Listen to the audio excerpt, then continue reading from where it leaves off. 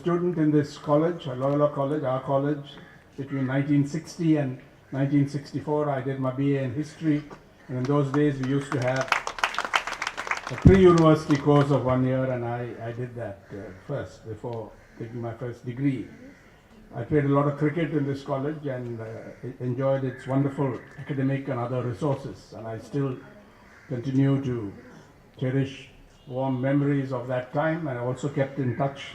And the real point here is that Loyola has been ahead of most educational institutions in this country with respect to several things, and surprisingly in the field of science, although there are institutions dedicated to science, specializing in science, doing nothing else perhaps for the most part, but Loyola from day one, it appears, or at least from the time I was a student here, and in fact well before that, was equally dedicated to science and the humanities and social sciences. And today I think there's still very good momentum here. I particularly appreciate the fact that my friend and colleague, former colleague, KP Sunil, I was surprised to find him here. I hadn't followed his career, but he was a notable journalist. He headed, he did both print journalism and television journalism, and to my surprise, I found him here in this field. And let me warmly congratulate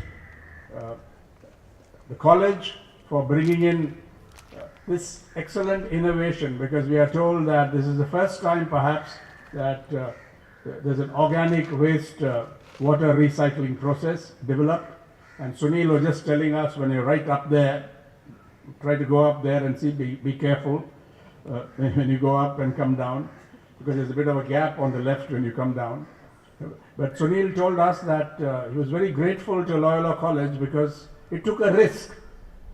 There's nothing wrong with risk taking, but it took a risk in engaging him, committing itself to his project, and we see the wonderful results today. And when the recycling took place and the water was there, one of us, after smelling the water, did actually drink it. It's perfectly safe. It's an uphill battle managing our water resources at a national, regional, state and local level, and in institutions as well, such as Loyola College. And it's a very worthwhile task. It's not that India is water poor, India is water rich. And when it comes to freshwater resources, it's well known that India ranks among the top 10 or so countries in the world. And yet, on account of various factors, human-made as well as beyond our control, we are now on the point of being declared a water scarce country.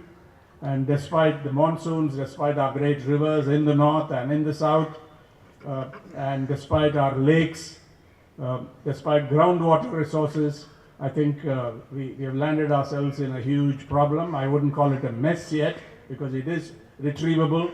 The situation is retrievable. It's not irreversible. And there have been a lot of experiments around the country to show, apart from rainwater harvesting, how you can do it right. But you've got to scale this up and translate them into policies. But I think nothing wrong in starting at the local level, and especially in an educational institution where you can influence young people, young minds. That's where it should begin. Actually, it should begin in schools and colleges. I'm sure Loyola College, in its outreach program, will be able to influence a number of school students as well, but this is where it has to start. And this is a pretty advanced recycling plant.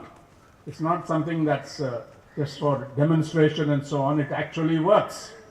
And when it's explained, I think you can see the excellence that underlies this whole effort, where scientists have got together, where people who do it hands-on have got in, where a surprising migration has made by the founder of EcoHealth, my friend Sunil, who's certainly innovated, but the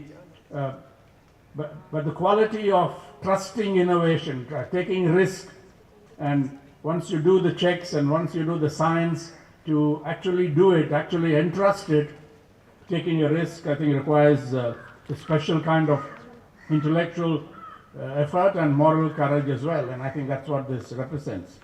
There are many other things you can say about water, but on this occasion and here, I think we are largely commemorating and celebrating this bit of innovation and the ability to see far ahead and actually do it on this kind of scale. So thank you. I would like to thank my college and its authorities, its leaders, its teachers, its students for doing this, and also for giving me an opportunity to have a little part in it. Thank you.